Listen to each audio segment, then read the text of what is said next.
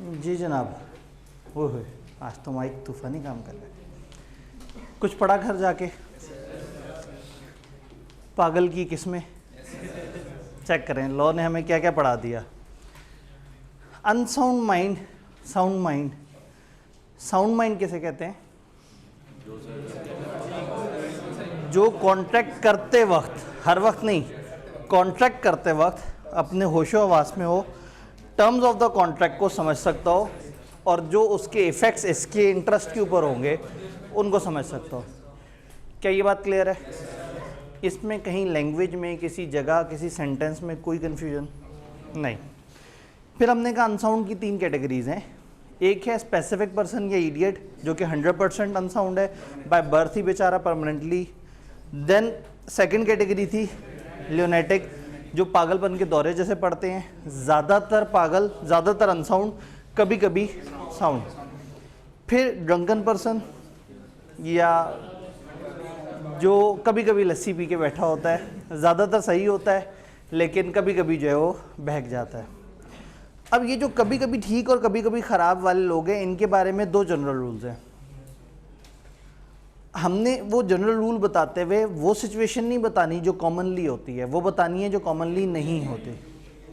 तो वो पर्सन जो मोर ऑफ आ पागल रहता है, कभी कभी ठीक होता है, तो जो कभी कभी ठीक होता है कि इंटरवल्स में वो कॉन्ट्रैक्ट कर सकता है।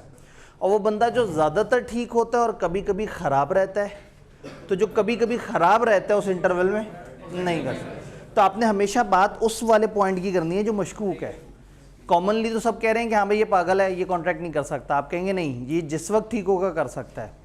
और जो कॉमनली दिखने में ठीक लग रहा है, लोग कहेंगे कॉन्ट्रैक्ट कर सकता है। आप कहेंगे नहीं, जिस वक्त ये ठीक ना हो उस वक्त कॉन्ट्रैक्ट। तो हमेशा वो जो मशकूक वाला टाइम है ना, उसके ऊपर बात करनी है। फिर अगर अदालत में मामला जाए तो साबित कौन करेगा, बर्डन किसके ऊपर है? जो ज़्यादातर पागल रहता है, कभी कभी ठीक हो, जो कंफर्म करेगा कि इस वक्त ठीक है, उसके ऊपर बर्डन ऑफ प्रूफ आ जाएगा। और जो ज़्यादातर ठीक रहता हो, कभी कभी ख़राब हो, जो इल्ज़ाम लगा रहा है कि इस वक्त ठीक नहीं है, उसी को प्रूफ करना होगा। अनसाउंड से रिलेटेड आपने जितनी भी बातें पढ़ी, मुझे बताइए कोई सवाल? क्या अनसाउंड अच्छी तरह से क्लियर है? फिर आपने पढ़े 4 तरह के लोग जिनको कॉन्ट्रैक्ट करने की इजाज़त नहीं है, या जिनके साथ हमें कॉन्ट्रैक्ट करने की इजाज़त नहीं है। एक लाइन आइटम को छोड़ के हमने 3 तरह के ऐसे लोग पढ़े। हमने पढ़ा एलियन एनिमी, इसको हम टेक्निकली एलियन एनिमी कहते हैं, जो एक दूसरे मुल्क का शहरी है। कैसे मुल्क का? जिसके साथ पाकिस्तान की वॉर चल रही है, ये एलियन एनिमी है, इसके साथ आप कॉन्ट्रैक्ट नहीं कर सकते। डन हो गया। उसके अलावा ये जो फॉरेन सिफारतकार वगैरह है, उसमें क्या रूल था? उन लोगों को इम्यूनिटी मिली हुई है, एम्बेसडर्स और जो मेहमान। एम्बेसडर तो एक ऑफिशियल सफ़ीर होता है, उसके अलावा जो डेलीगेट्स वगैरह आते हैं, जो बाहर से जो मेहमान वगैरह आते हैं गवर्नमेंट के, उनको पाकिस्तान ने इम्यूनिटी दे दी। इम्यूनिटी का मतलब क्या होता है भला? उन पे केस नहीं हो सकता। वो चाहें तो अपने आप को अदालत के सामने पेश कर सकते हैं, लेकिन दे हैव अ पावर कि वो नहीं चाहते तो वो अदालत के सामने नहीं जाएंगे। तो ऐसे में उनसे कॉन्ट्रैक्ट करने में नुकसान किसका है? हमारा अपना नुकसान है। तो लॉ ने इन सारे लोगों से हमें मना किया जिनसे कॉन्ट्रैक्ट करने में हमारा नुकसान है। इस वाले पॉइंट में कोई कन्फ्यूजन? देन वो लोग जो जेल में हैं एंड मुजरिम भी हैं। जेल में बहुत सारे लोग होते हैं, मुजरिम नहीं होते। मुजरिम बहुत सारे लोग होते हैं, जेल में नहीं होते। बहुत सारे लोग मुजरिम भी होते हैं और जेल में भी होते हैं। तो जो मुजरिम भी हो एंड जेल में भी हो, दोनों शर्तें इकट्ठी पूरी हो रही हैं, उसके साथ आप कॉन्ट्रैक्ट नहीं कर सकते। अगर वो रिहा हो के आया है, आज़ाद हो गया, अपने जुर्म की सज़ा काट आया है, आप उसे कॉन्ट्रैक्ट कर सकते हैं। ज़मानत पे रिहा हो के आया हुआ है, आप कॉन्ट्रैक्ट कर सकते हैं। लेकिन जिस वक्त वो हिरासत में है, जिस वक्त वो कैद है और वो मुजरिम भी है, आप उसके साथ कॉन्ट्रैक्ट नहीं कर सकते। इन सारे पॉइंट्स में कोई कन्फ्यूजन? जी जी, एलिगेशन हम ये कहते हैं कि अगर एक बंदे ने कह दिया कि ये इस टाइम पे ठीक बात नहीं कर रहा, जैसे हमने कल एग्जांपल भी देखी थी, आप लोगों में से किसी ने पूछा था कि अगर 2 भाई हैं, उनके फादर जो है वो बड़ी शदीद बीमारी की हालत में हैं और उनकी डेथ हो जाती है, और मरने से थोड़ी देर पहले वो कहते हैं कि ये प्रॉपर्टी मैं फलाना के नाम ट्रांसफ़र कर रहा हूँ, या वो कोई विल बताते हैं, तो हो सकता है कि उनमें से कोई एतराज़ कर दे कि इस टाइम पे ये होशो हवास में नहीं थे। तो जो ऐसा एतराज़ करेगा उसी को साबित करना पड़ेगा कि होशो हवास में नहीं थे। जिसके बारे में कॉमनली गुमान होता है कि वो ठीक है, तो अगर कोई कह रहा है कि इस वक्त वो बीमारी की शिद्दत में है, या इस वक्त उसने पी रखी है क्या चीज़, लस्सी, तो ऐसे में फिर जो है उसको साबित उसी को करना होगा जिसने ये इल्ज़ाम लगाया है, क्योंकि कॉमनली दुनिया की नज़र में वो एक साउंड पर्सन है। तो साउंड पर्सन को जब कोई अनसाउंड कहेगा, ये उसी को अनसाउंड कहा जाएगा जो दुनिया की नज़र में साउंड है और कभी कभी अनसाउंड इंटरवल्स हैं। तो जिसने फिर इल्ज़ाम लगा दिया ना, जिसने एलिगेशन लगाई, एलिगेशन इल्ज़ाम को कहते हैं, तो वो बंदा फिर साबित करेगा। क्लियर?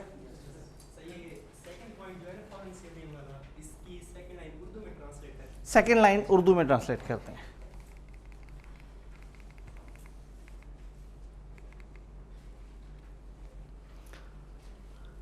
यहां से आगे, they have a right to enter into a contract, उनके पास ये पूरा हक है कि वो कॉन्ट्रैक्ट में शामिल हो सकते हैं। बट कैन क्लेम, लेकिन ये क्लेम कर सकते हैं, हासिल कर सकते हैं, ये कह सकते हैं कि ये एक क्या कह सकते हैं, the privilege of not being sued. Sued का मतलब है केस, नॉट बीइंग सूड का मतलब केस नहीं होगा, प्रिविलेज का मतलब बेनिफिट, कोई बहुत बड़ा फ़ायदा। तो ये लोगों के पास राइट है कि ये कॉन्ट्रैक्ट में दाखिल हो सकते हैं, बट ये कह सकते हैं कि मुझे बेनिफिट हासिल है कि मेरे ऊपर केस नहीं हो सकता। ये इस चीज़ का फ़ायदा उठा सकते हैं क्योंकि इनको गवर्नमेंट ने कह दिया है कि आपको हम इम्यूनिटी देंगे, और इम्यूनिटी का मतलब है कि इनके ऊपर कोई शहरी केस नहीं कर सकता। जैसे सदर पाकिस्तान सबके सामने कत्ल कर दे, उस पर केस नहीं हो सकता, क्योंकि वो पाकिस्तान की सबसे बड़ी लीगल सीट पे मौजूद है। और ये पाकिस्तान के लिए बड़ी बुरी बात होगी कि हमारे मुल्क में जो कानून का सबसे टॉप पे बंदा बैठा है, हम उसके ऊपर केस कर दें। तो कानून ने वो तकद्दुस वाला मामला भी वो किया है। इसी तरह से जो फॉरेन एम्बेसडर्स आ रहे हैं, दूसरे मुल्क से लोग आ रहे हैं, हम उनको ये प्रिविलेज दे रहे हैं, हम उनको ये बेनिफिट दे रहे हैं कि आप हमारे मेहमान हैं, आपको कोई कुछ कहेगा नहीं। वरना तो लोग उन्हें केसों में उलझाए रखें, लोगों को तो शुगल चाहिए, ठीक है। तो हम दूसरे मुल्कों से जलील होते फिर रहे होंगे कि जी वो दूसरे मुल्क का बंदा यहाँ आया, उसके बाद पाकिस्तान में कोई सफारतकार बनने के लिए तैयार नहीं है, क्योंकि पाकिस्तानी तो जो है वो मुफ्त में एवं शुगल मुगल में केस कर देते हैं। तो इसलिए उनको इम्यूनिटी दे दी कि जी आप परेशान ना हो, आपके ऊपर कोई पाकिस्तानी बाशिंदा केस नहीं कर सकता। गवर्नमेंट का, आपकी गवर्नमेंट से कोई मामला हुआ, हमारा आपस में इख्तलाफ हुआ तो वो अलग है, लेकिन एक नॉर्मल सिटीज़न आपके ऊपर केस नहीं कर सकता। नहीं, हर फॉरेन सिटीज़न के केस में ऐसा नहीं है। ये वो हैं सिफारतकार हैं, या ये मेहमान हैं, ये वो डेलीगेट्स हैं जिनको बुलाया जाता है, या ये वो जो पक्के पक्के दूसरे मुल्क के सिफारतकार हमारे मुल्क में आके बैठे हुए होते हैं, ये उन लोगों का जिक्र हो रहा है। ये हर आम शहरी का जिक्र नहीं हो रहा फ़ौरन। हाँ, हमें लगता है ऐसा कि शायद हम उनका कुछ नहीं कर सकते, इसलिए कि उनके पीछे उनकी एम्बेसी बड़ी तगड़ी होती है। किसी अमेरिकन सिटीज़न, ब्रिटिश सिटीज़न उसके साथ कुछ गलत करें, और अगर उसने एम्बेसी वालों को बता दिया कि देखिए जी मैं आपके मुल्क का शहरी हूँ, और देखिए मेरे साथ यहाँ पाकिस्तान में कितना जुल्म हो रहा है, तो फिर उसके एम्बेसी वाले बड़ी पावर के साथ आते हैं और जगह जगह असर रसूख इस्तेमाल करते हैं। लेकिन इसका ये मतलब नहीं कि उनको इम्यूनिटी मिली हुई होती है, इम्यूनिटी नहीं है, लेकिन उनके पीछे तगड़ी कौम खड़ी है। हमारे पीछे जो है वो, हम तो बार बार यही पीछे तो देखो करते रह जाते हैं और नज़र कोई नहीं आता। जी सर, यहाँ पे कैन का आ रहा है कि वो कर सकते हैं, और अगर बिल फॉर इम्यूनिटी यूज ना करें, ठीक है, यस, इससे आगे यही बात लिखी हुई है। Unless they choose to submit themselves to the jurisdiction of our court, unless कि वो डिसाइड करें कि अरे कोई बात नहीं, खैर है, हम चाहते हैं कानून का बोलबाला हो, हम अपने आप को खुद पेश करते हैं अदालतों के सामने। असूलन वो ऐसा करेंगे नहीं अगर उन्हें थोड़ी सी भी समझ है पाकिस्तानी सिस्टम की, लेकिन दे कैन चूज़, ये उनकी चॉइस है कि उन्होंने अदालत के सामने आना या नहीं है, हमारी चॉइस नहीं है कि हमने उन्हें अदालत के सामने फेंकना या नहीं। जी सर, लुनेटिक्स के अंदर ये भी तो हो सकता है कि अगर वो जब दोबारा वो पागल हो जाए, तो एक दफ़ा जब वो साउंड माइंड में, तो उसे पिछले वाले साउंड माइंड की बातें याद ही ना हो, तो फिर ये कॉन्ट्रैक्ट करने वाले थे कि वो ये भी कंफर्म करें। अब अगेन बात यह है कि हम कहते हैं कि at the time of making contract दिमाग सही होना चाहिए। जब at the time of making contract दिमाग सही होगा और कॉन्ट्रैक्ट बना देगा तो कॉन्ट्रैक्ट वैलिड हो गया। अब आप वाली एग्जांपल में हो सकता है आगे जाके कुछ ऐसा हो कि कॉन्ट्रैक्ट वॉइड हो जाए, लेकिन इस वक्त हम पढ़ रहे हैं कि एक सही कॉन्ट्रैक्ट बनाने के लिए क्या चाहिए, sound mind at the time of making. आगे तो हो सकता है बंदा ही मर जाए, आगे हो सकता है उस कॉन्ट्रैक्ट के कागज को आग लग जाए, हो सकता है वो मुल्क ही तबाह हो जाए, मतलब आगे तो पता नहीं क्या क्या कुछ हो सकता है। आगे के मसले हैं चैप्टर 6 से आगे। हम अभी कॉन्ट्रैक्ट बना के और कहेंगे लो जी एक प्यारा सा कॉन्ट्रैक्ट बन गया और भाग जाएंगे। अब कॉन्ट्रैक्ट चला नहीं चला, ख़राब हुआ, सही हुआ, बेईमानी हुई, सही काम हुआ, ये हमारा कॉन्ट्रैक्ट टेक का सेकंड जोन बताएगा। पहला जोन कॉन्ट्रैक्ट क्रिएट करने की बात बता रहा है जी। ज़मानत का क्या मतलब है? ये अगर कई एक बंदा जेल में गया हुआ हो और इसलिए है कि उसके ऊपर कोई इल्ज़ाम है या कई दफ़ा वो मुजरिम है, अगर तो किसी पे इल्ज़ाम है तो वकील कई दफ़ा जाके कुछ शवाहिद पेश करता है कि जी ये इल्ज़ाम इतना मजबूत नहीं है, लेकिन आप लोगों को ऐसा लगता है ठीक है आप अपनी जगह वैलिड है, मैं गारंटी देता हूँ, मैं इस बंदे के बिहाफ पे ये चीज़ इस तरह साइन करके दे रहा हूँ, ये बंदे को फ़लाना रीज़न की वजह से कुछ अरसे बाहर रहना है, ये मैं इसकी ज़मानत करवा रहा हूँ।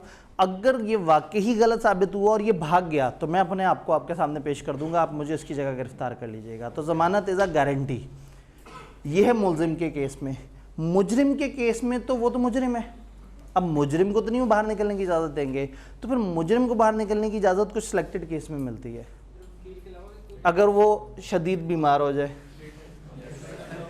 प्लेटलेट्स वगैरह कम हो जाए बहुत ज़्यादा, ठीक है, उसे दवाइयाँ ऐसी चाहिए हो जो पाकिस्तान में नहीं मिलती, वो किसी दूसरे मुल्क जाके कोई सर्जरी करवाना चाहता है जी। किसी एक बंदे ने अगर गारंटी दी हो और दूसरा बंदा जिसकी गारंटी दी है वो भाग जाए, ठीक है, तो सर ये वाला इसको तो चले गिरफ्तार कर लिया, अब सर उस बंदे को पकड़ के वापस लाना नहीं, देखें दो अलग अलग बातें हैं।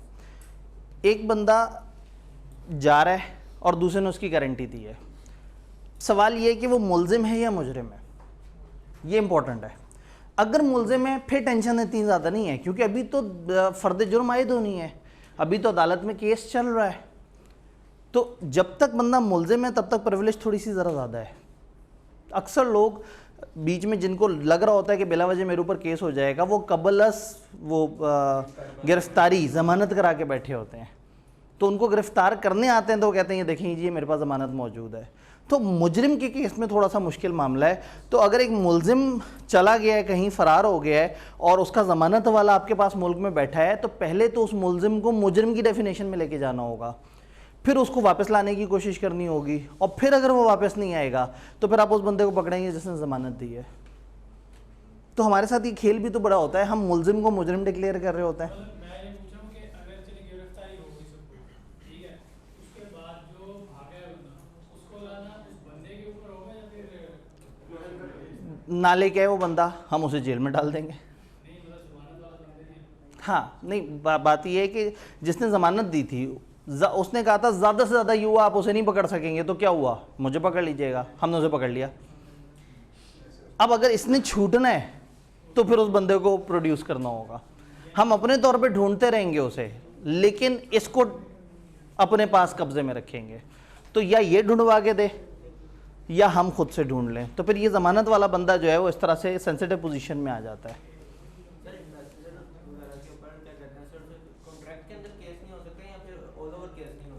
जी, कॉन्ट्रैक्ट एक्ट ने हमें ये बताया, और हम इस वक्त कौन सा कानून पढ़ें, कॉन्ट्रैक्ट एक्ट। वो हमारे मुल्क में आके फॉर एग्ज़ाम्पल कोई ऐसी बात करता है जो लोगों के मजहबी जज्बात को मजरूह कर जाए, तो उसके ऊपर 15 तरह के और कानून होंगे। वो हमारे मुल्क में आके चाइल्ड लेबर करवा लेता है, वो हमारे मुल्क में आके कोई अब्यूज़िव हरकत करता है, तो उसके ऊपर अलग अलग कानून है। ये मैं बार बार कहता हूँ कि सिर्फ कॉन्ट्रैक्ट एक्ट को पढ़ के ये नहीं सोचना कि ये रूल हर जगह अप्लाई करता होगा। हमारे मुल्क का कोई बंदा उनके साथ तिजारती कॉन्ट्रैक्ट कर रहा होगा तो उसमें अगर कुछ नुकसान नफ़ा होगा तो वो उन पर केस नहीं कर सकता। तो ये बार बार जहन में रखना है कि ये रूल्स कॉमन हैं, ज़्यादातर अप्लाई करते हैं, लेकिन इसका ये मतलब नहीं कि आपने सोचना है बस यही रूल होता होगा और यही हर जगह अप्लाई करता होगा। तो बहुत सारे ऐसे कवानीन ज़रूर होंगे जो उस बंदे को कोई ना कोई, जैसे दहशतगर्दी वाला मामला है, वो आके बम फोड़ दे यहाँ, तो हम कहें नहीं वो चूँकि फ़ॉरेन एम्बेसडर है तो उस पर तो केस नहीं हो सकता। ये कॉन्ट्रैक्ट एक्ट है, ये बेचारा बड़ा मासूम सा लॉ है। मतलब इसमें ना लॉस की भी किस्में होती हैं, एक सिविल लॉ होता है, क्रिमिनल लॉ होता है। सिविल लॉ इंसानों का इंसानों से मामला होता है, क्रिमिनल लॉ में स्टेट इन्वॉल्व हो जाती है कि उसके अंदर कोई जुल्म हुआ होता है। तो इसलिए हम इस टाइम पे एक इंसान और दूसरे इंसान का आपस में तिजारती मामला, हमारे यहाँ दो इंसान ए होता है और एक बी होता है, और वो अक्सर एक दूसरे से पेट्रोल खरीद रहे होते हैं, तो हम तो बड़ा सॉफ्ट सा कानून जो है वो डील कर रहे हैं। जी क्लियर हुई बात? आज तो हमारे सवाल जवाब ही चलते रहेंगे बहुत ज़्यादा। जी ठीक है, सदर पे कानून लागू है, सदर को पे केस नहीं कर सकते। नहीं, लॉ ने उसको इम्यूनिटी दी है, लॉ ने उसको आईनी उसका हक है। जरदारी भाई 5 साल उस सीट पे बैठे रहे, वो वजीर आजम नहीं बना, वो डायरेक्ट सदर बना, क्योंकि उसे पता था कि सदर कानूनी एतबार से पावरफुल पोजीशन है। एडमिनिस्ट्रेटिव हिसाब से सदर इतनी पावरफुल चीज़ अब नहीं रही, वैसे जरदारी जिस वक्त सदर था उस वक्त होती थी। 58(2)B के तहत उसने वो पावर ख़त्म कर दी। सदर के पास एक बड़ी मज़े की पावर होती थी कि अगर उसे लगे मुल्क सही नहीं चल रहा, वो असेंबलियाँ डिसॉल्व कर देता था एक झटके में। वन गुड डे उठता था, एक दस्तखत करता था और सारे घर, पूरी की पूरी नेशनल असेंबली घर। तो ये पावर होती थी जिसकी वजह से सदर से सारे डर के रहते थे और सदर की बात सुनते थे। और सदर फिर जरदारी ने अपने इरा के एंड के करीब ये पावर सदर से छीन ली। क्या? कौन सी? ये पावर जो खत्म हुई थी ना, ये तरमीम 1999 के पास हुई। नहीं भाई, सदर की पावर, हाँ जी, सदर की पावर थोड़ा सा सर्च कर लें, दोबारा सर्च कर लें जी। सदर की असल में देखें, एक होता है, एक तरमीम आती है, तरमीम लाई जाती है, एक बिल आता है, फिर उसके बाद बिल ने पास भी होना होता है। सर वो वाला 58(2)B के शिक को खत्म कर दिया था। हाँ, ये बिल था। हाँ, तो बिल क्या होता है? Proposed law. बिल जब ओके होता है, जैसे हमारे यहाँ क्या है, मतलब पिछले दोनों एक कानून पे बात हो रही थी, ओहो ये कानून आ गया, बड़ा जुल्म हो गया, जुल्म हो गया। पहले तो जनाब वो एक बड़े जोशीले ग्रुप ने उठ के दूसरे ग्रुप पे हमला कर दिया, देखो तुम लोगों वाले बुरे हैं, तुम लोग वाले बुरे हैं। जब सामने आई सारी हकीकत तो पता लगा उन लोगों ने बनाया था, उन लोगों ने पास किया था, इन लोगों ने तो उसमें 2 लाइनों की अमेंडमेंट की थी, वो अमेंडमेंट की वजह से वो बिल सामने आ गया। जब सामने आया तो पता लगा तो बड़ा ख़तरनाक बिल है, और वो बिल जिन्होंने बनाया था वो वही थे जो उस पर एतराज़ कर रहे थे।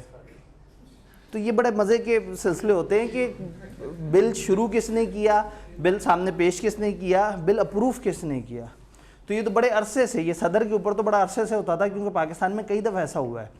और पीपल्स पार्टी को तो एक दफ़ा सदर लगा रही होता था गालबंद, उसने ऐसे ही चलता कर दिया था कि जी। उसके बाद से इन्हें था कि अब जब भी आए ये पावर ख़त्म करनी है, लेकिन ये पावर ख़त्म करने से पहले खुद सदर रहना भी ज़रूरी था। तो वो सदर के तौर पे उसने एंजॉय किया सारा, और उस दौरान उस चीज़ को कंफर्म किया कि अब ये चीज़ इस तरह से हो, क्योंकि उसके बाद सदर की अप्रूवल भी चाहिए। हम चैप्टर 1 में पढ़ेंगे कि पार्लियामेंट जो मर्जी पास कर ले, जब तक सदर उसे ओके नहीं करेगा ना, वो कानून एग्जीक्यूट ही नहीं हो सकता। और सदर क्यों ये कहेगा कि मेरी पावर ख़त्म कर दो? तो सदर के सामने जब जाता था वो कहता था ये तो फजूल सी चीज़ है। फिर जब जरदारी खुद सदर था और उसी की पार्टी हुकूमत में थी और उसको पता था दोबारा मेरे ये चांस पता नहीं लगे या ना लगे, तो उसने ये वाली पावर तो पक्की ख़त्म कर दीजिए। इम्प्लीमेंटेशन जरदारी ने करवाई उसकी। जी क्या चीज़? अगर सारे के सारे मिल के दोबारा से अप्रूव कर दें और उसके बाद उस वक्त का सदर दोबारा से उसको ओके कर दे। ये आइन की तरमीम होती है, इसके ऊपर पूरे आर्टिकल्स के वो चीज़ें मौजूद होती हैं। अब पॉइंट ये है कि हर वक्त एक ही पार्टी का सदर और एक ही पार्टी पार्लियामेंट में नहीं होती, फिर पार्लियामेंट वाले आपस में भी वोट डिवाइड हुए होते हैं। तो मुल्क में कोई लॉ जो मुल्क के फ़ायदे के लिए है उसके ऊपर भी आपस में साजिशें हो जाती हैं। लेकिन एक लॉ जब अप्रूव करवाना हो जाता है, अप्रूव एक्सटेंशन का, जिन लोगों को आज बहुत ज़्यादा एतराज़ हो रहा है ना कि एक्सटेंशन नहीं होनी चाहिए फ़लाना, उन्होंने खुद एक्सटेंशन करवाई थी। और मज़े की बात है उस वक्त कानूनी तौर पे मना हो गया था, उससे पीछे कानून साजी हो गई थी कि एक्सटेंशन नहीं हो सकती। फिर उन्होंने कानून चेंज करवाया और कानून चेंज सब लोगों ने मिलके किया।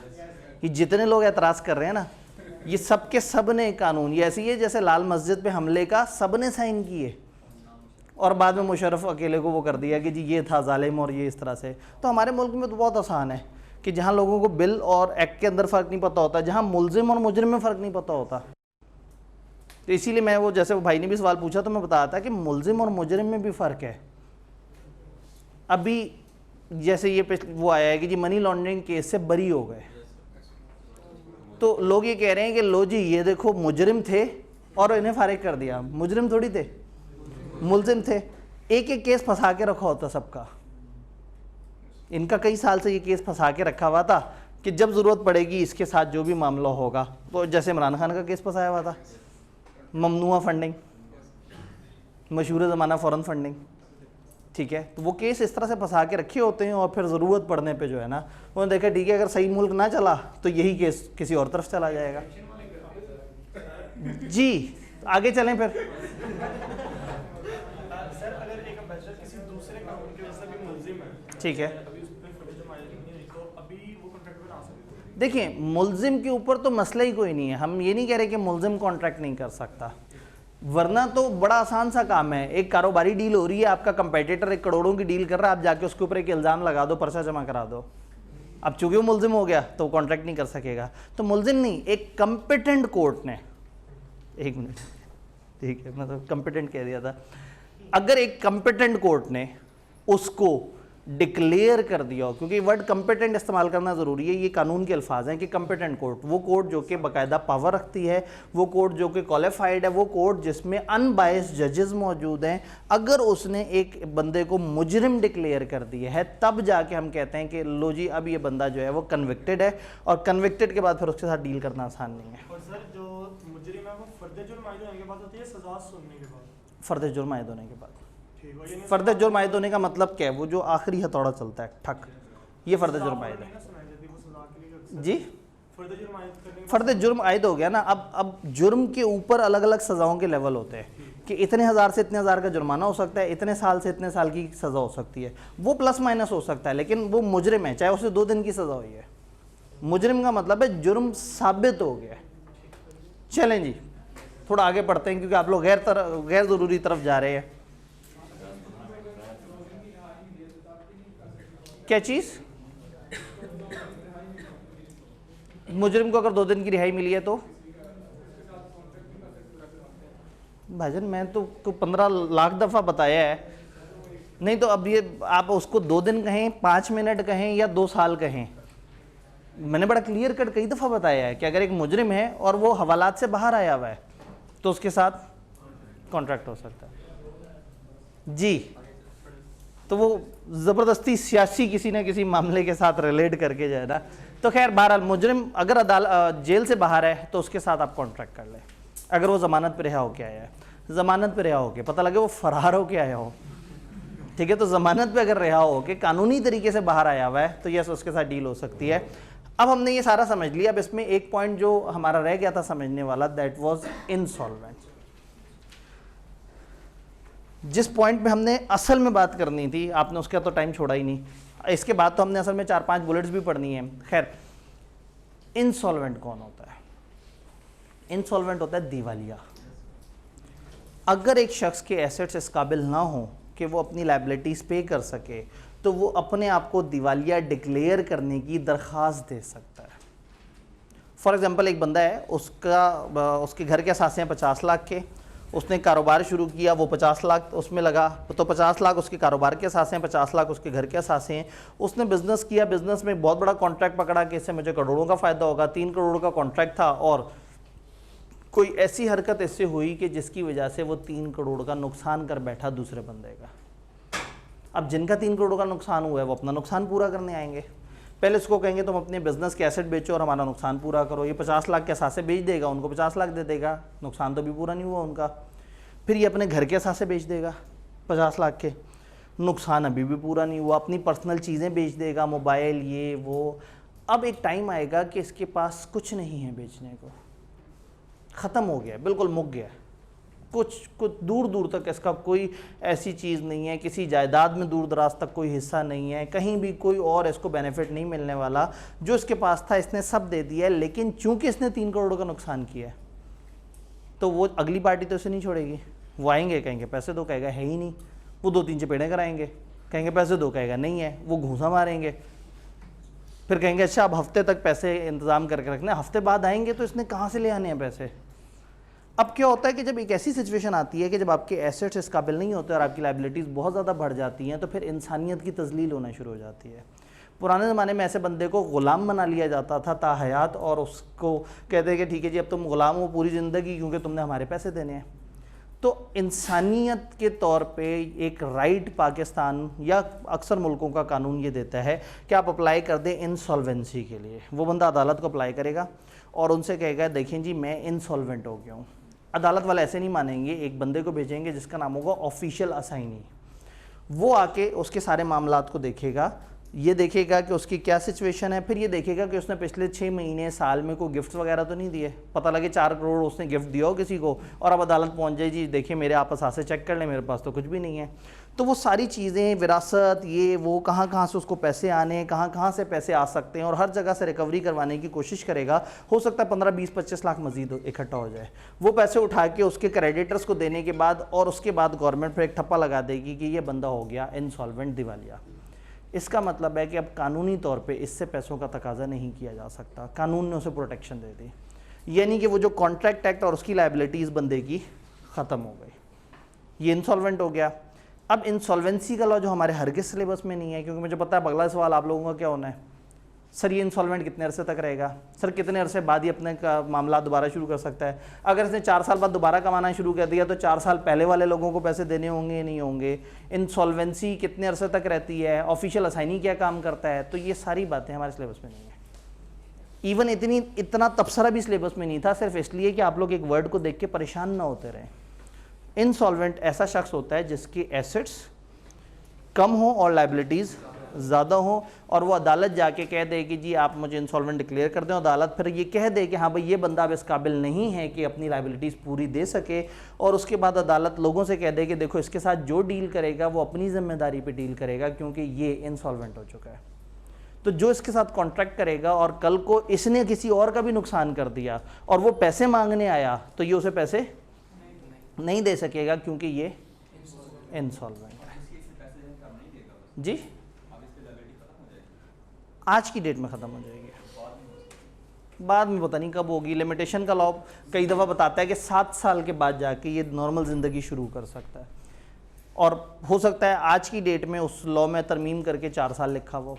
तो इसलिए अब हमने आगे नहीं गहराई में उतरना, हमने देखना है कि आज की डेट में वो इंसॉल्वेंट हो चुका है। तो एक इंसॉल्वेंट बंदे से लॉ ने हमें मना कर दिया, देखो एक बंदा जो कि डिक्लेयर हो चुका है, person declared as insolvent cannot enter into contract, his property is dealt by official assignee और official receiver। वो जो गवर्नमेंट की तरफ से बंदा आया वो उसके एसेट्स और उसके मामलात को देख रहा है, इस बंदे के साथ अब आप डील ना करें तो बेहतर है। ये चारों वो लोग हैं जिनके साथ कॉन्ट्रैक्ट अगर आप कर भी लें तो कोई कानूनी तौर पे बहुत ज़्यादा मसलो मसाइल नहीं है, लेकिन आपको आपके राइट्स नहीं मिलेंगे। इंसॉल्वेंट के अगेंस्ट आपको राइट नहीं मिलेगा, मुजरिम के अगेंस्ट राइट नहीं मिलेगा, एम्बेसडर के अगेंस्ट राइट नहीं मिलेगा, एलियन एनिमी के अगेंस्ट आपको उस तरह से राइट नहीं मिलेगा। और ये यहाँ पे इन चारों जगह पे आपका नुकसान होने का खदशा है।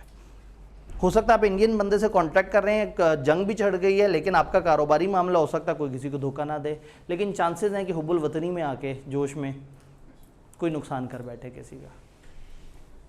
डन।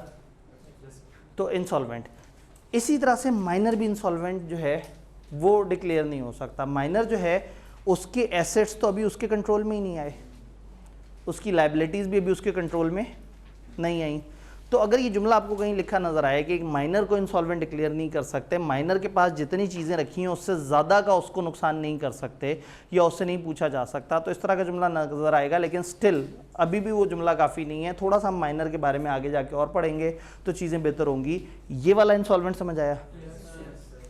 फाइनली आज के असल टॉपिक की तरफ आते हैं। गुंजाइश वक्त में थोड़ी कमी है, कंसिडरेशन का यूनिट छोड़ते हुए हम इससे अगले यूनिट की तरफ चले जाएं।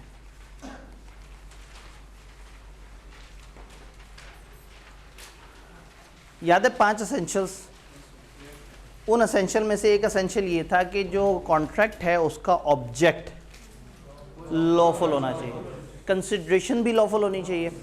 कंसिडरेशन का एसेंशियल एक पूरा सफ़ा है जो कि हम इस वक्त स्किप कर रहे हैं, और आप उस सफ़े से आगे आएंगे तो आपको थोड़ी सी डिस्कशन नज़र आएगी, ताकि हमारे पास पढ़ने के लिए थोड़ा हो और आप जब टेस्ट तैयार कर रहे हो तो आप कहें अरे वाह मज़े लग गए, अब इसमें से क्या सवाल आ जाना है। और फिर टेस्ट में आप बैठ के कहें कि अरे वाह इतने में से भी इतना, ये तो जो है ना। तो खैर कोई भी ऑब्जेक्ट कंसिडरेशन ये सारी चीज़ें लॉफुल होनी चाहिए। अगर एक कॉन्ट्रैक्ट के अंदर कुछ हिस्सा गलत है तो वो पूरा कॉन्ट्रैक्ट गलत हो जाता है। अगर एक कॉन्ट्रैक्ट में 4 कंसिडरेशन है और उन 4 में से एक कंसिडरेशन गलत है, पूरा कॉन्ट्रैक्ट खराब है।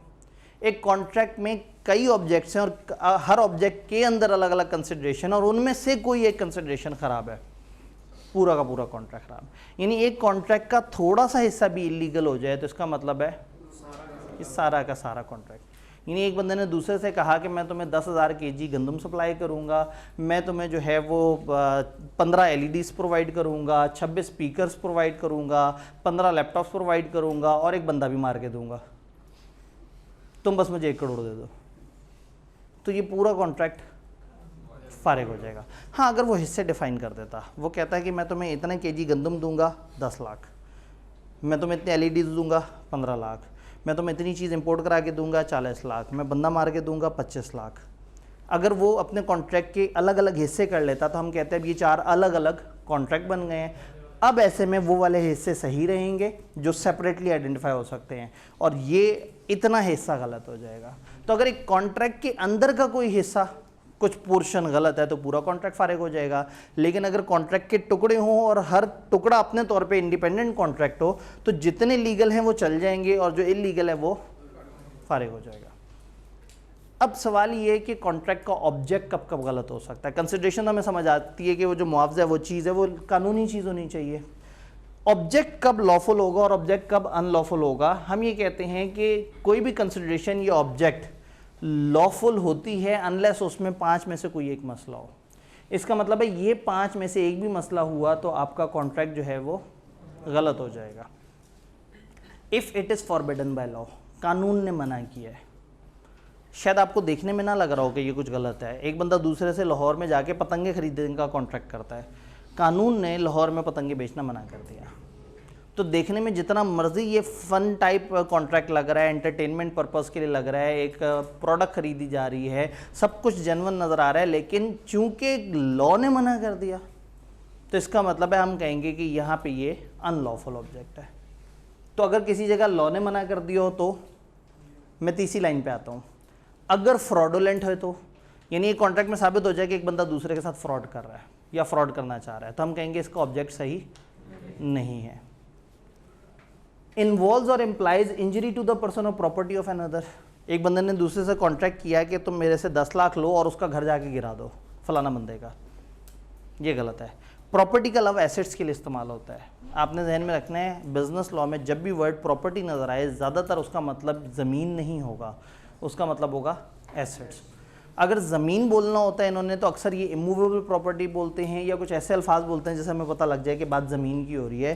तो प्रॉपर्टी का मतलब है लॉ के अंदर एसेट्स। तो एक ऐसा कॉन्ट्रैक्ट जिसमें एक इंसान को या उसके एसेट्स को नुकसान पहुंचाया जाए वो गलत है। तो ए ने बी से कॉन्ट्रैक्ट किया कि मेरे से 500 रुपये पकड़ो और सी को चपेट करा के आओ, ये गलत है। हो सकता है चपेट मारना गवर्नमेंट ने कानूनी तौर पे मना ना किया हो, तो इसलिए एक चीज़ तो है ना कि कानून ने मना किया, एक ये है कि उसमें फ्रॉड हो। चपेट मारने में कौन सा फ्रॉड है, लेकिन तकलीफ़ तो है, नुकसान तो है, एक इंसान को अजियत तो पहुंचाई जा रही है। तो उन्होंने कहा अगर किसी कॉन्ट्रैक्ट का मकसद ये है कि किसी को तकलीफ़ पहुंचाएं, किसी का नुकसान करें, किसी का ज़ाती या उसके एसेट्स का नुकसान करें तो वो मना है। Then court regard is immoral और अपोज टू पब्लिक पॉलिसी। आपको नहीं लगता लेकिन अदालत को लगता है कि ये जो हो रहा है ये नहीं होना चाहिए। फॉर एग्जाम्पल कोर्ट आपको कह दे कि इस इलाके में आपने ज़मीन वो घर नहीं बनाना, आप कहें लो जी ना LDA ने मसला किया है ना कुछ और ना कुछ और, ये आप कहाँ से कह देते हैं। उन्होंने कहा नहीं जी यहाँ तुम्हारा घर बनाना मुनासिब नहीं है, अवामुन्नास के वसीतर मफाद में नहीं है, क्योंकि ये एक नाले का रास्ता है और यहाँ घर बनाने से वो रास्ता रोकेगा जिससे इस शहर को आगे जाके मसलो मसाइल हो सकते हैं। तो अगर कोर्ट किसी जगह कहते हैं कि ये गलत है, ये मॉरल है, ये पब्लिक पॉलिसी के अगेंस्ट है, या कोर्ट कहे कि इस तरह के कॉन्ट्रैक्ट अलाउ कर देने का मतलब ये है कि जुल्म परवान चलेगा या ये मुनासिब नहीं है। फॉर एग्ज़ाम्पल वालिदैन अपने बच्चों को बेचने का एग्रीमेंट नहीं कर सकते। अगर बच्चा तैयार हो, अगर वो मेजर भी हो, वालिदैन भी तैयार हों, कंसिडरेशन भी मौजूद हो, सब कुछ ऑल ओके है और वो अपनी खुशी से ये सारी चीज़ कर रहे हैं और वो बच्चे को पता है कि मेरी कोई ज़िंदगी नहीं है, मैंने खामखा रोल रोल के मर जाना है, तो इससे अच्छा है चलो किसी अमीर घराने में चला जाऊँ, लेकिन इससे एक गलत चीज़ को तरवीज मिलेगी, तो अदालत कहेगी कि ये पब्लिक पॉलिसी के अगेंस्ट है। एक लिस्ट होती है जो कि अल्हम्दुलिल्लाह हमारे सिलेबस में नहीं है, पुराने ज़माने में हुआ करती थी। उस लिस्ट के मुताबिक हम देखते थे कि कौन कौन सी ऐसी चीज़ें which are oppose to public policy, कौन कौन सी ऐसी बातें हैं जो कि दिखने में ठीक लग रही हैं लेकिन ओवरऑल कानूनी लग रही हैं लेकिन ओवरऑल पब्लिक पॉलिसी के अगेंस्ट है, इमोरल है। तो अगर अदालत ने किसी को कह दी इमोरल है, अगेंस्ट पब्लिक पॉलिसी है, तो वो चीज़ फारिग है। 4 बातें समझ आई। 5वां, is of such a nature that if permitted it would defeat the provision of any law. इस नौयत की है कि अगर इजाज़त मिल गई कानून टूट सकता है। फॉर एग्जाम्पल, पाकिस्तान में लस्सी की ब्रांडेड बोतल बेचना, समझ रहे हैं, कानूनी तौर पे मना है। लेकिन अगर एक फ़ॉरेन शहरी हो और वो मुस्लिम भी ना हो, तो उसको इजाज़त है कि वो पाकिस्तान में लस्सी की ब्रांडेड बोतल ख़रीद सकता है। उसके लिए उन्होंने चंद बड़े होटलों को लाइसेंस दे दिया है कि आपके पास दूसरे मुल्क के लोग आके ठहरते हैं, अगर वो आपसे वो ब्रांडेड लस्सी की बोतल मांगे तो आप अगर कंफर्म कर लें कि वो नॉन मुस्लिम है और नंबर 2 वो पाकिस्तानी शहरी नहीं है, तो आप उन्हें बोतल दे दें। ओके, अब मुख्तलिफ़ किराने की दुकान वाले जो है वो गवर्नमेंट के पास जाएं और उनसे कहें देखें जी आपने कहा कि गैर मुस्लिमों को और जो पाकिस्तानी शहरी नहीं है उनको ये लस्सी की ब्रांडेड बोतल दी जा सकती है। आप एक काम करें, हमें भी सुपर स्टोर्स में, रिटेल में ये इजाज़त दे दें कि हम ऐसी बोतलें बेच सकें। जो हमारे पास आएगा हम उससे पहले तहकीक करेंगे कि क्या वो गैर मुल्की है और क्या वो नॉन मुस्लिम है। अगर ये दोनों चीज़ें पूरी हुई तो हम उसको ये ब्रांडेड लस्सी वाली बोतल दे देंगे। अपेरेंटली गलत तो नहीं है, गवर्नमेंट ने इजाज़त दी है कि गैर मुल्की हो, नॉन मुस्लिम हो, उसको ऐसी बोतल दी जा सकती है। लेकिन ऐसी खुल्लम खुल्ला इजाज़त देने से गुमान या खदशा क्या है कि किसी और बंदे का ब्रांडेड लस्सी पीने का दिल कर रहा होगा जो कि मुसलमान भी होगा और पाकिस्तानी होगा, वो किसी फॉरेनर को आके कहेगा यार ये 100 रुपये पकड़ी ठीक है, ये आजा तुझे मैं एक टाइम का खाना खिलाता हूँ, ये दुकान पे जाके ना तुमने बोतल ला के दे देनी है जी। हाँ ठीक है, मतलब 2 बोतलें ले आना, एक तुम्हारी एक मेरी। तो पॉइंट ये है कि देखने में इलीगल नहीं है, वो बेचने की इजाज़त किसको दी है? फॉरेनर्स को, नॉन मुस्लिम्स को। लेकिन is of such nature that if permitted it would defeat the provision of any law. ये ऐसे ही है कि लाहौर के जो दुकानदार हैं जो पतंगों का काम करते थे, वो गवर्नमेंट के पास जाएं, वो कहें आपने लाहौर में पतंग पे पाबंदी लगाई है ना, अगर फैसलाबाद से कोई आया हमारे पास पतंग खरीदने, रावलपिंडी से कोई आया हमारे पास पतंग खरीदने, आप एक काम करें, ये इजाज़त दे दें कि हम दूसरे शहर के लोगों को लाहौर में दुकान में बैठ के पतंग बेच सकते हैं। तो अपेरेंटली तो कितनी अच्छी बात हो रही है। लेकिन अगर इजाज़त दे दी गई तो पतंग खरीद कौन से शहर के लोग रहे होंगे? लाहौर का बंदा जाएगा, एक जुगत कराएगा, वो समझ जाएगा फैसलाबाद क्या, वो उसे पतंग उठा के बेच देगा। तो ये 5 बातें समझ आ रही हैं। वो जो गैर कानूनी है, जो लॉ ने मना कर दिया, मना। वो जो इस तरह का है कि अगर इजाज़त मिल गई तो कानून टूट सकता है। वो जो फ्रॉडुलेंट है, वो जिसमें किसी को तकलीफ़ पहुंचाई जा रही है और वो जिसके बारे में अदालत कह दे कि नहीं भाई ये मुनासिब बात नहीं है, इस चीज़ की इजाज़त नहीं दी जा सकती पाकिस्तान के मुल्क में, पाकिस्तान में रहते हुए हम ये चीज़ इस तरह से अलाउ नहीं कर सकते। अब देखिए ना, बात ये है कि जो जिस लॉ की भी थोड़ी पहले बात हो रही थी, है तो ह्यूमन राइट्स, लेकिन अगर इस तरह से ओपन इजाज़त मिल जाए तो वो एक तो इमोरल है, दूसरा अगेंस्ट पब्लिक इंटरेस्ट है, उसके फ़ायदे कम और नुकसान थोड़े से ज़्यादा हैं, इसलिए वो फिर इस तरह की बात कर रहे हैं। डन। और वो जो छोटी सी बात हमने की थी कि अगर थोड़ा सा पोर्शन गलत हो तो सारा का सारा गलत। The agreement is void if any part of a single consideration for one और मोर ऑब्जेक्ट इज अनलॉफुल। एक कॉन्ट्रैक्ट में 2-3 मकसद हैं, उन मकसद में से कोई एक कंसिडरेशन का हिस्सा भी गलत है तो पूरा का पूरा एग्रीमेंट ही वॉइड हो गया।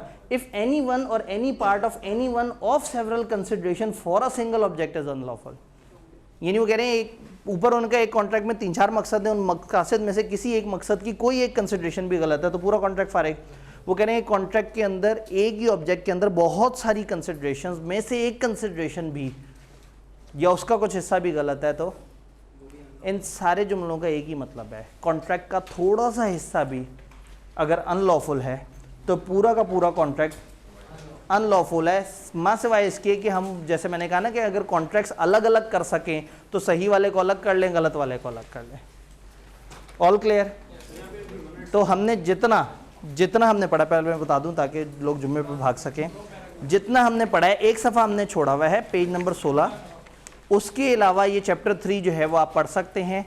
और चूँकि इस वीक हमारे पास एक पूरा दिन हमारा उस डिस्कशन में खाया गया, तो इसके पास पेपर पे उस तरह से डिस्कशन नहीं हुई, तो आपको कल चैप्टर 3 के पास पेपर्स की वीडियो आपके पोर्टल पे अपलोड हो जाएगी। टेस्ट मंडे को हो जाएगा, ठीक है। उससे ये होगा कि आप लोगों को अगर थोड़ा बहुत अपनी तैयारी वगैरह करते हुए आप वो करना चाह रहे हैं, थोड़ी प्रैक्टिस करना चाह रहे हैं पास पेपर्स वगैरह की, तो वहाँ पे वो पास पेपर्स अलॉन्ग विद डिस्कशन वो सारी की सारी अपलोड हुई हुई है, तो आपको एक आइडिया हो जाएगा। उसमें कंसिड्रेशन की जो डिस्कशन होगी ना, अलग अलग पोर्शन बने होंगे, कंसिड्रेशन अभी हमने नहीं पढ़ा, तो उस डिस्कशन को आपने जो है वो अवॉइड कर देना है, उसके ऊपर जो बात हो रही होगी आपने उसको इग्नोर कर देना है। डन? और डिस्कशन हुई कंसिड्रेशन पे रही होगी।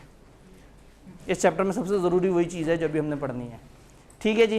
तो इंशाल्लाह ताला फिर मिलते हैं मंडे को, आप लोगों ने टेस्ट देना है, टेस्ट की डिस्कशन और आगे पढ़ाई के साथ